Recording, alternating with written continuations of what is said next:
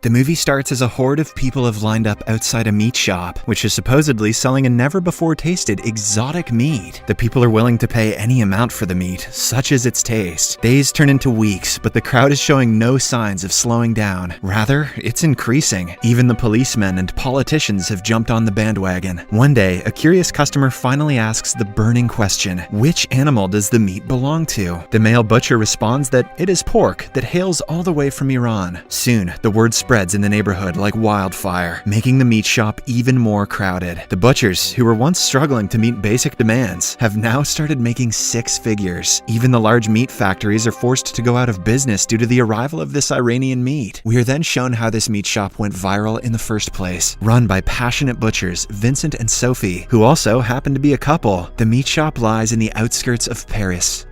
Paris. At first glance, it looks as if the couple's life is smooth sailing. However, things are very different internally. The shop hardly attracts any customers, and the ones that eventually come are repulsed by Vincent's strange massages on the meat. One day, a group of masked vegan activists attacks the shop. They throw blood at the couple and trash the place before fleeing. Furious, Vincent chases after them and manages to pin one to the ground. After a bit of a struggle, he also unmasks the activist. However, the vegan's groupmates quickly arrive at the scene and rescue him. Before leaving, they also beat up Vincent, leaving him agitated. Maybe Vincent should spend more time pumping iron and less time touching meat. Later in the day, the couple visits their friends Stephanie and Mark's home for lunch. In the kitchen, Sophie cries to Stephanie, revealing how the bank refused to give them a loan and that they are going bankrupt. Stephanie initially tries to cheer her friend up, but soon starts boasting about how her husband makes good money. It's then revealed that Stephanie and her husband Mark also own a butcher shop that's doing very well. After a while, as the two couples have dinner together, Vincent brings up the incident from earlier in which his shop was vandalized. First of all, Mark makes fun of him for not installing any security measures, but then he brings out a rifle and gives it to Vincent. He mentions that the gun is to protect the meat shop from vegan extremists. Vincent does not have a gun license, but he accepts the gift anyway. The vegans won't mind. These bullets ain't made of cow. On their way back home, Sophie tells her husband that she's been thinking of divorcing him, as their marriage has become boring. Being the wise man that he is, Vincent ignores her completely, and soon, he spots one of the vegan extremists that trashed his shop earlier. To teach the prick a lesson, Vincent puts his car in reverse in an attempt to knock him down. However, he loses control of his car and ends up killing the man. Panicked, he proceeds to dial the police and confess that it was an accident, but Sophie stops him, fearing a long prison sentence. Instead, she suggests that they should copy a serial killer named Michel Francois, who dissected his victims and left them in garbage bags all over the city. Vincent realizes that his wife has been watching too many serial killer shows, but he nonetheless agrees to her idea. Plus, maybe they can chop this dude up and make some money. At night, he places the corpse in his shop and starts butchering it. In the process, an ear falls to the ground, and Vincent's dog gobbles it up in an instant. After dissecting the body for hours, it gets really late, so Vincent plans to get rid of it early in the morning. The next day, he wakes up late and finds the meat missing. As he frantically looks for it, Mrs. Coignard, a regular customer, arrives at the shop. She mentions that she loved the meat Sophie sold her so much that she's back to purchase more. It turns out Sophie inadvertently sold the human meat to an unsuspecting Mrs. Coignard, mistaking it for pork. Taken aback, Vincent tries to persuade her to buy other pieces of meat, but the lady insists she only wants what she was given earlier. As the two go back and forth, Sophie becomes intrigued and demands to buy the meat. Unable to reveal the truth in front of the customer, Vincent reluctantly passes his wife a piece of human flesh. But to his surprise, Sophie loves it, making Mrs. Coignard even more impatient. At last, Vincent makes up a story that he acquired the meat from Iran, and that's why it's so rare and tasty. He then reluctantly sells a good chunk of the meat to Mrs. Coignard, and as soon as she leaves, he reveals everything to his wife. Surprisingly, Sophie doesn't seem to mind consuming human flesh. Instead, she suggests selling the meat, saying it might be the best way to get rid of the dead body. As expected, Vincent is horrified by her suggestion and gets ready to throw away the meat. However, before he can do so, another customer enters the shop and demands the meat that Mrs. Coignard purchased. Slowly, the Iranian meat becomes a sensation in the neighborhood, and the couple makes a ton of money after selling it. Seeing the popularity of the product skyrocket, Vincent grows curious, and later that night, he takes a piece of the meat home. He hesitantly tries it, but to his surprise, ends up loving it. Soon, Sophie approaches him and reveals that vegans have extremely pure blood, and that is why their flesh tastes so good. She then suggests that they should hunt the vegan extremists and sell their flesh to generate more income. However, Vincent shuts her down, saying it's ridiculous and immoral. Before going to bed, he also tells her to stop watching serial killer shows. The next day, the couple's daughter, Chloe, brings home her boyfriend Lucas for lunch. The family serves him a fancy steak, but he straight away refuses. It turns out he's a vegan, and out of respect for him, Chloe also refuses to eat. After the vegans leave, Vincent and Sophie realize that all their preparations for a family meal have gone to waste due to veganism. This enrages them, and Vincent decides to go forward with Sophie's plan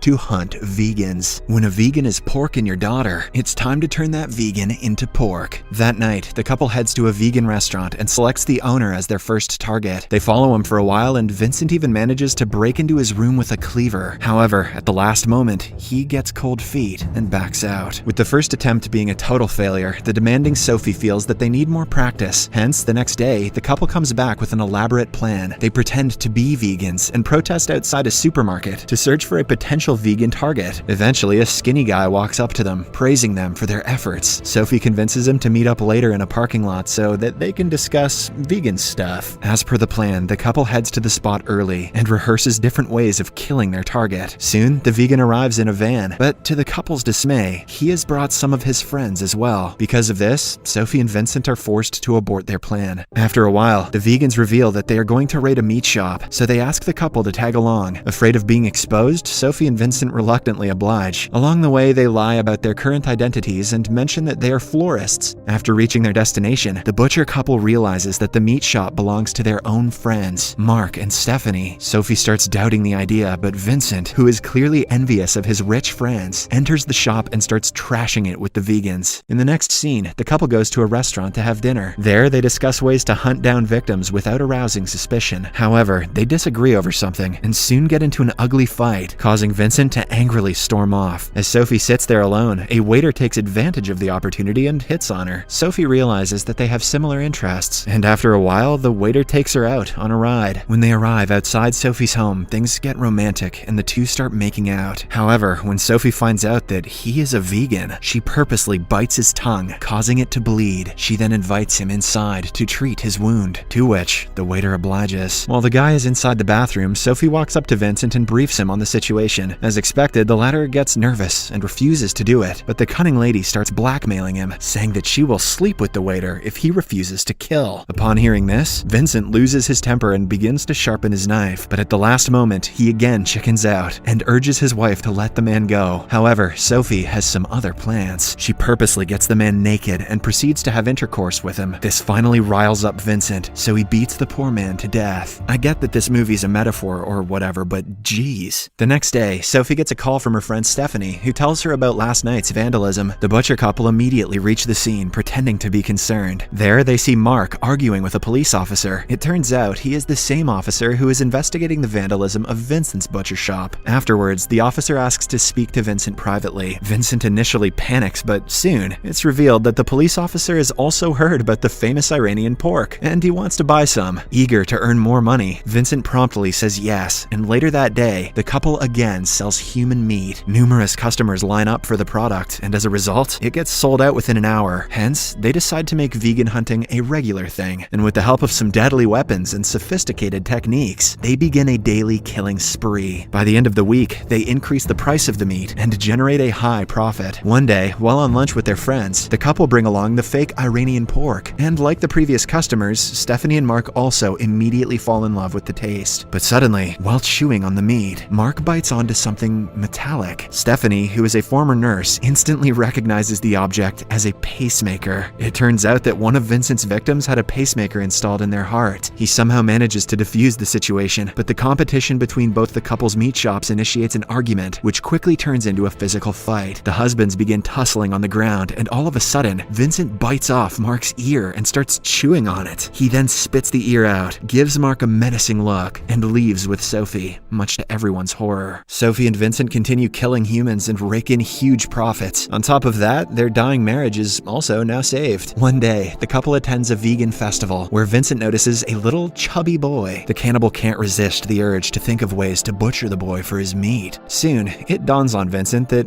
he has turned into a psychopath. Disgusted with himself, he decides to leave. However, Vincent and Sophie run into their daughter Chloe and her vegan boyfriend Lucas, who is surprised to see them at a vegan gathering. As they chat, Lucas mentions that several vegans are disappearing as of late. He is sure that it is the work of butchers. When Vincent tries to refute the assumption, Lucas gets upset. He loses his temper and yells at the butcher couple, compelling them to leave the festival. Unfortunately, one of the vegans who previously accompanied the couple to Mark's meat shop overhears the fight and gets stunned to find out that they are actually butchers. Outside the festival, Sophie sets her eyes on a chubby woman and asks her husband to kill her. Sadly, because of the earlier fight, Vincent has regained his vigor to kill people. After finishing the job, they head home. Later that night, as Vincent is butchering the woman, someone knocks on the door. Unfortunately, it's the police officer. Vincent warily opens the door and the two start chatting. The officer reveals that 10 vegans have gone missing and the butchers have become the prime suspect. Suddenly, the cheeky dog appears and walks behind the officer with a human hand in his mouth. Vincent panics, but he quickly sends the dog away by shouting at him. This puzzles the officer, and Vincent covers it up with a fake story of him suffering from PTSD since the last vegan extremist attack. Soon, the officer leaves, but Vincent gets a feeling that he is onto them. He shares his concerns with Sophie, but she assures him that they cannot get caught since they have gotten rid of all the bodies and there's no evidence against them. It turns out that Vincent has gotten rid of all the meat of their most recent victims, either by selling them or by scattering them around the city in garbage bags. They have taken these steps in the wake of greater awareness on social media and intensifying search for the missing people. Suddenly, the doorbell rings and the couple find Lucas at the door. He greets them and apologizes for misbehaving with them at the vegan festival. Lucas then explains that he's been very stressed since his vegan friends started disappearing. The cunning Sophie comforts him and signals her husband to make Lucas their next victim. However, Vincent refuses and instead escorts their soon-to-be son-in-law to the door. The next day, without consulting with Sophie, Vincent announces to his customers that he will no longer sell any Iranian pork, much to everyone's dismay. This results in an argument between the couple, causing Vincent to leave the shop along with his dog. Meanwhile, the vegan group that destroyed Mark's meat shop shows up at Vincent's place to take revenge against them for the betrayal. Sophie tries to send them off, but without success. Instead, they tie her up and beat her to a pulp. When Vincent returns from his walk and sees the vans outside, he realizes that something is wrong. Wasting no time, he enters the shop with a cleaver and sees the vegans about to kill his wife. Enraged, Vincent intervenes, and with the help of his dog, he murders 2 of them. One vegan manages to impale Vincent in the shoulder, but luckily, Sophie unties herself in the nick of time and finishes him off. The movie then ends as the couple are arrested with 30 murders to their name. It's revealed that Mark and Stephanie were the ones who reported Vincent's odd behavior to the police, which eventually led to the butcher couple getting caught. Due to the severity of their crimes, Sophie and Vincent get a death sentence.